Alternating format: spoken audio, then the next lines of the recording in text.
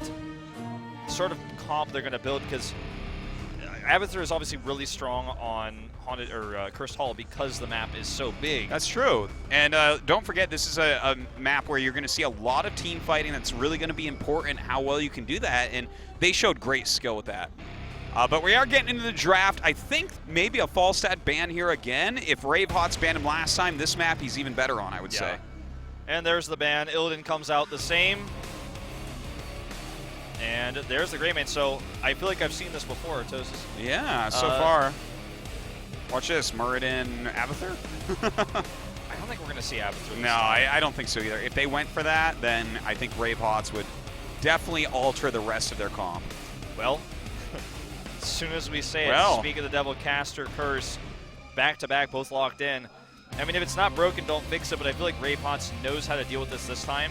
They may even pick up Uther here, you know? They could go like an ETC Uther, and in fact, there it is. Uther being grabbed right away. They're going to take Li Ming instead of ETC. But well, that opens up the ETC ban. Like, nothing else makes sense, right? Yep. There it is. And as a result, the safe ban here again is Kael'thas. Yeah, it definitely is. This is looking very similar, but I do like the fact that we see, you know, a little bit of a change at least. You know, in the stealing of Uther, that is. You know what, a Tastar ban would be really good here, too, if you think they want to run Butcher again with Abathur. Because Tastar obviously going to give shields and keep him alive and give him the ability to kind of jump in there with that leeching plasma and do a little bit of extra lifesteal. I don't think he's as safe of a ban as Kael'thas, because at this point, after you've taken Uther, are they really going to try to build the same composition without him? You just can't as easily. Yeah, no, I mean, Uther can just do things like, oh, I don't know, Divine Shield. You know, he has Cleanse. Like, he's got great burst heals. It's definitely not going to work out the same. Tyrande, on the other hand, you know, her heals are much, much weaker overall. Like, obviously you can get a lot of healing out of Tyrande, but it's just a different scenario. We're going to ban Rhaegar here, and with Uther already on the table, this does weaken the support pool for Mighty, but as I was saying before, this doesn't always necessarily mean anything, because John could be like, well, the best with Karzim right now, you know, you never really know until you see it. He probably would have taken Rhaegar, but look, Malf is completely fine here. Brightwing, if you build the right composition, can be fantastic here for the global presence. Now this does open up Kael'thas. You know, you can Kael'thas with the Muradin clone, everybody gets slowed down, you see Flame Strikes coming out. I'm going to pick Vala again, so I'm seeing a lot of comfort pick feels coming out from Mighty right now. To be honest, Dudu's Vala is pretty insane. He doo-dooed all over the other team with that pick. Reign of doo-doo, man. Well, this fourth pick is going to be really telling as to what they've got planned. They can save their support for fifth pick and reaction, unless they're I think they have to hide whatever the tricky one is, but Thrall is still out there. So he could be a very good pickup, and if they don't pick him up, Thrall adds perfectly to the opposing team. They're going to take him. So probably see Karazim as the fifth pick. Now RAVE, they have a super solid lineup again. They could add Sonya to the mix if they want a little bit more wave clear, soul laning.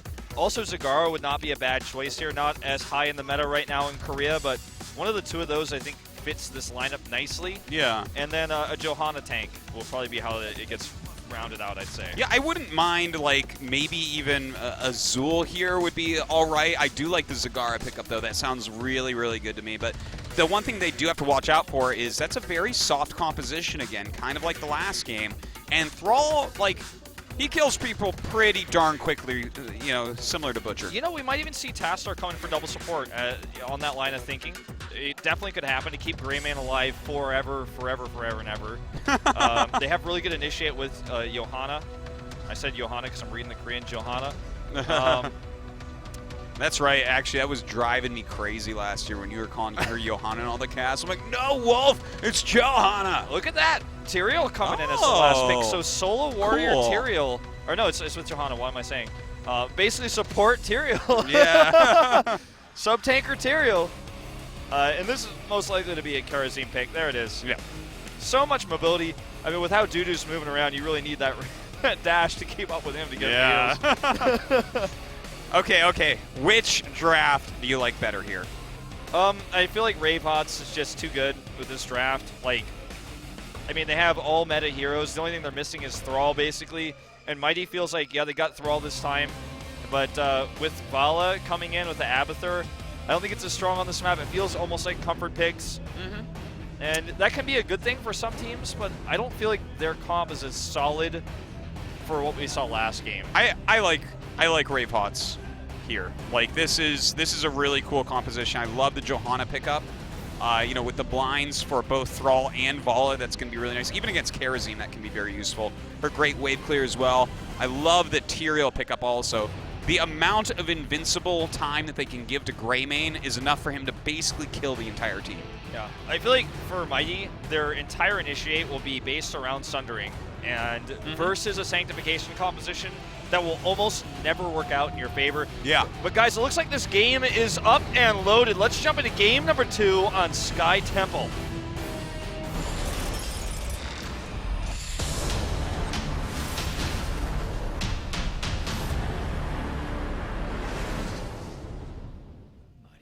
In blue, Mighty, Pong playing Thrall, Dudu on Vala again, Kong once again on Abathur, Zhang on Karazim, and Joker on Muradin. I hate that Thrall skin. It always makes me think Living Bomb is on me. All right. All right, and over in the red, RAVE HOTS as Hidden on Johanna, Hamlin on Tyrael, J-Feel on Uther, NMX on Greymane, and Gilduck on Li Ming. But yeah, I really do like this comp. They have a lot of control here, and I think you're very right. It's like Abathur clones and Sundering is basically how they're going to start all the battles, and between Divine Shield, Cleanse, and Sanctification, they're going to be hard-pressed to really make that work out if RAVE HOTS is on top of their game. They also have a ton of early game split pressure. As you guys can see, they're going to easily knock down a cannon tower. And look at the EXP lead that gives you. They can rotate out. They use Hamlin as the spotter. He Aldruins away. Easy peasy.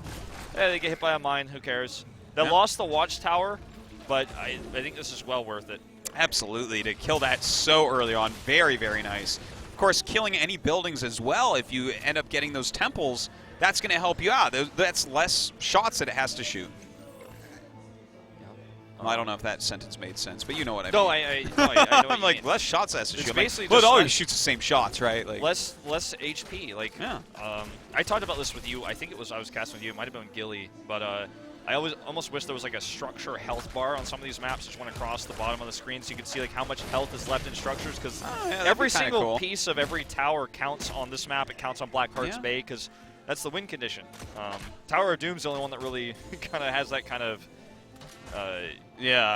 like sort of factored in, because it's just the core that you can kill to get the win. But Joker here aggressively trying to retake this watchtower, but it will be RAVE that controls it. And that means that Mighty can't really fight for this middle temple. Looks like they're going to try anyways, but a little bit dangerous. They can have kind of some collapses coming in from RAVE HOTS. But in the meantime, Hamlin is just chilling in that top lane, soaking experience. Yep, so it's kind of countering that we do have Abathur in the bot lane. And with all the poke here, plus the fact that they've got Johanna up at the front, like, she's almost never going to die with an Uther there. Although, as I say that, she stayed too long. Looks like they wanted to get the kill on Joker. Not going to happen, but in most cases, she's not going to die there because Uther has such great single-target burst heal.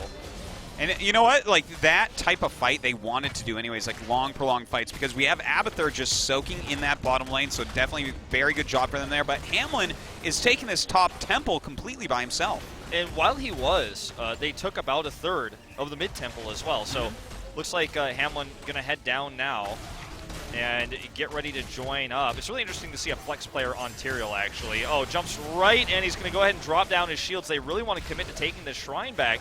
And they're going to guarantee, it looks like here, the last shots. Let's see if Dudu has anything to say about it. Moving in now. And he's coming up trying to get some damage in, but don't forget, these Abathur compositions early on, you are kind of down a man. Not only is his body not there, but like he's strong late game. In this early portion, he's just kind of trying to soak in, adding a little bit of damage and shielding to the fight. Look at Hamlin's position here. I love it because he can smite from behind and also allow his teammates to chase and finish people off. Looks like they're going to let the last shots go, but they already got half of this one and half of the top one, and they're just going to get ready to secure the top one as well. Well, another fight is going to occur up here. In the meantime, we do have J-Field coming back up. He did go all the way home, and in fact, Li Ming did as well. So coming up with a lot of health, but Li Ming going to go to the bottom lane, it looks like. Hidden not afraid to just stand on top of this temple and deny any shots being fired from Mighty.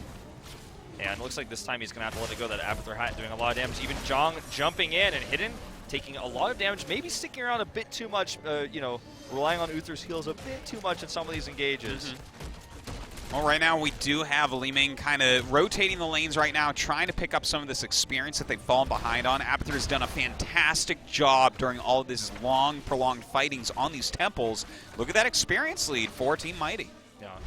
They're going to grab the last 5 shots of this as well. RAVE just had to let it go. And this means that we will see Mighty take level 7 first. And the next shrine is really important because of how long it took them to do these first 2 shrines. Kind of the reset timer for this is going to be around level 10. So, again, EXP is so important. And let's see if RAVE HOTS, with this push they have in the bot, can actually get the well down. I don't think they can. They haven't really done that much damage down there, but they do have Mercs with them first. And if they get this well, it's obviously the most important thing you can do in this mid-game. It's a pretty big deal, and in fact, they do have Gilduck kind of working on that with Li Ming as well. But with the Giants coming down and Mighty rotating as well, they don't really have much chance to get that well right now. Yeah, it doesn't look like it. And with how this timing works out, actually, the Giants are going to push now on the side of Mighty with a lot more support. Hamlin stayed up top to get a lot of extra EXP. He's now rotating down. Hidden going to get stunned and going to eat a lot of damage. Jocker has been the main target for these Avatar Hats, and he's putting them to good use. Yeah, it's definitely a fantastic Avatar player, to be honest, and I love to see that as well. Avatar definitely one of the most fun heroes out there. He's just so different from everyone else. To see someone really use him fantastically, get that split soaking on, using the clones the right time, placing the mines all over the place. Love it. It's just so cool. Big power spike for Thrall at level 7 as well. I just want to point this out. He just gets a ton more damage every auto after every ability. And that's where he's going to be seeing a lot of his damage. Plus Roots, obviously, when he grabs them. We were talking to King Caffeine when he was out here. He's like, yeah, Thrall isn't a hero until follow through, man. Like, that's pre-level 7. He doesn't even count. He's like a Lost Viking or something. And once you get follow through, man, he's insane the amount of damage he can do because of the way his cooldowns work. I mean, you basically have a follow through all the time. Yeah, he always finishes what he starts. Yeah, with follow through. He follows through on it, man. He commits. All right, well, it looks like it is time for this bottom temple. A slight experience lead here for Mighty still. Jutu, has he ever gotten hit by an orb ever in his life? I don't think so. No, he doesn't even know if that does damage or not. He just stays away from it. He's like, that looks weird. I'm getting out of there. It's like, what does that do? Does that heal me or hurt me? I don't know. I'm going to stay away. It's my opponent, so yeah. Exactly. It's like, well, it's definitely not going to be healing me. It's like, but you're a range damage. Don't you use her? It's like, no, I just use Volley, man. Oh, look at that 4-man condemn. And that's enough to really turn this fight in the tide of RAVE HOTS. Now, because heroics are not going to be online for them, they actually have to give this shrine up. So they take about 1/3 of it, and they have to let it go. You know what? This was really solid decision-making by RAVE HOTS. It hurts to do, but you see them closing in on 10. You may as well go soak elsewhere. There's no point in just letting your team get wiped. And they have a lot of push power with especially Gilduck on Li Ming. So they basically just say, well, we'll do as much structural damage as we can as a rotating team. And they will go up and clean these Knights that are actually on top of this top board. Final shots will ring out here as Mighty realizes that they're just splitting to soak. And so they only leave Jong down there, so they get their own soak as well. And they're now about half a level ahead. And Hidden gonna get caught once more. He's gonna be careful at that. He does go ahead and pop his E. Oh, he actually grabs my Falling God. Sword. I was like, wait, what just happened there? He doesn't have Bolt of the Storm. That's a level 20 ability. Johanna doesn't have Bolt of the Storm on level 20. What is going on? And, yeah, Falling Sword, okay. I wasn't actually watching to see if he had planned to take this all along or if he did that reactionary, but I assume that he had it earlier. Now, this pairs really well with Sanctification and Divine Shield, so it's a smart choice of Heroic. And I know everyone out there on the internet's like, well, there's only one Heroic for every hero, and that's how this game works. No, it's viable. Its cooldown got reduced. It's pretty rare that you see it, but cool that he is actually using it. It's already been good. And look at this. Oh, sick. Palm goes down on the Pong. Oh, but he's going to go down anyways here, and a ton of damage coming out. Gilduck seeing that back there, doing it for free. And with Thrall off the table here, that's basically most of their damage gone. Now, RAVE is very low, but they're still going to dive in onto Kong's clone. Will go down very shortly. Actually, just barely survives there. Yeah, look at that. I mean, even the clone of Dudu doesn't die, it looks like. They do kind of chase them back a little bit. A lot of damage did go down onto Hidden, so it looks like everyone kind of has to regroup at this point. Yep, everyone's going to go back. And again, I feel like this is even though they lost Thrall there, I feel this is a win for Mighty, this exchange, because now they got everyone so low. Kills aren't always the most important thing. Like, if everyone has to Hearth back, it's like you wipe the team, because they're not there to defend anything. They're not getting XP, you know? They just got the rest of that fort completely for free. They're still getting some soak down. Abathur no longer in lane at the moment, but that's okay. Doesn't necessarily need to be at all moments. Can always just use his hats and whatnot, but it looks like a double temple is coming up. Level 13 coming up here. I'm curious to see if Thrall is going to grab Spell Shield, actually, as well as Bala, just up against the Li Ming and all that extra cocktail damage, and even realistically, like Tyrion's damage and what's coming out from Uther, it might not be a terrible choice. But versus the 2 warrior comp, like, I'd say both are viable. Giant Killer, obviously a strong choice here too. Hidden being a mobile ward here, just checking the boss and threatening. Yeah, I like this.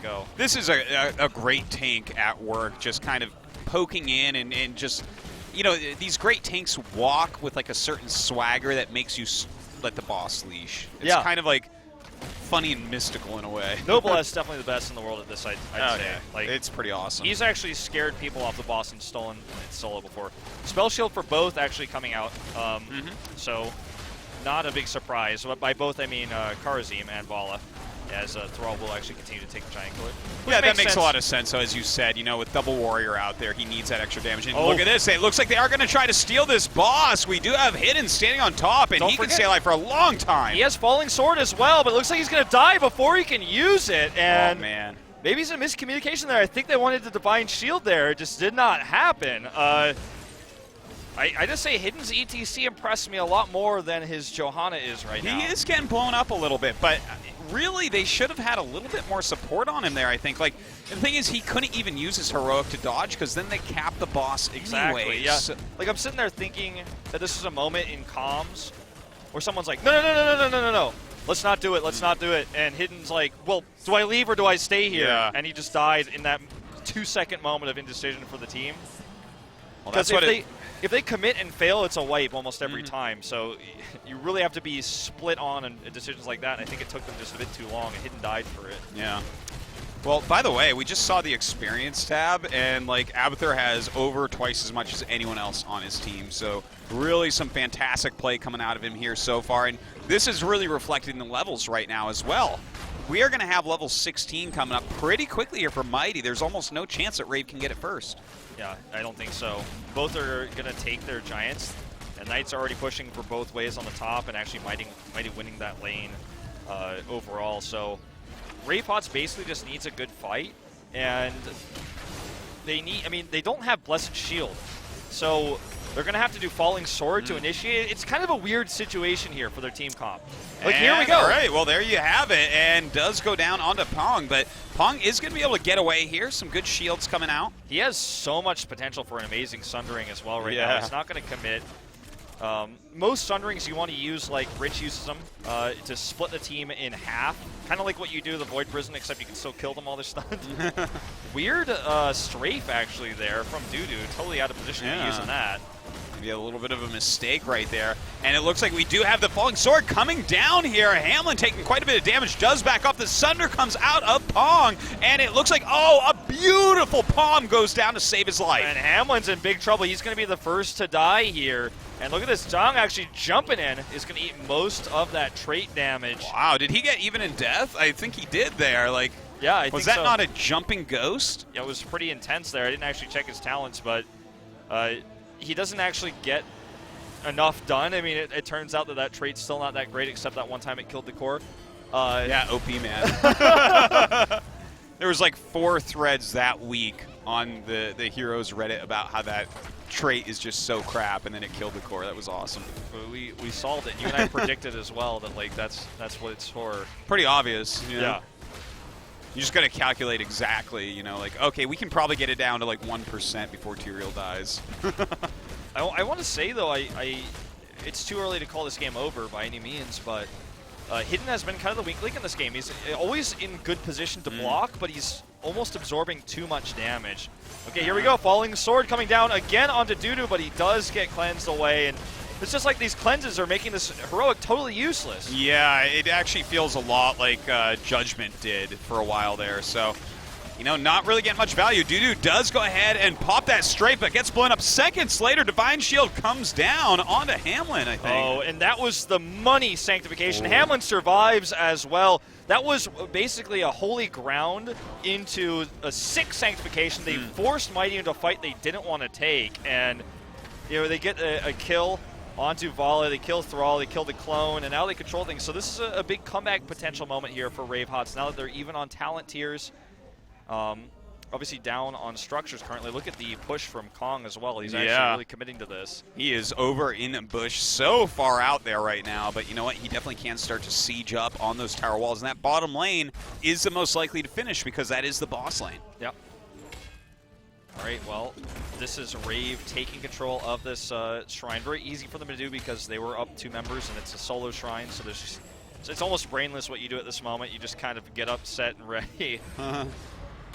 And MX is actually going to hearth back to deal with Kong. He's had enough.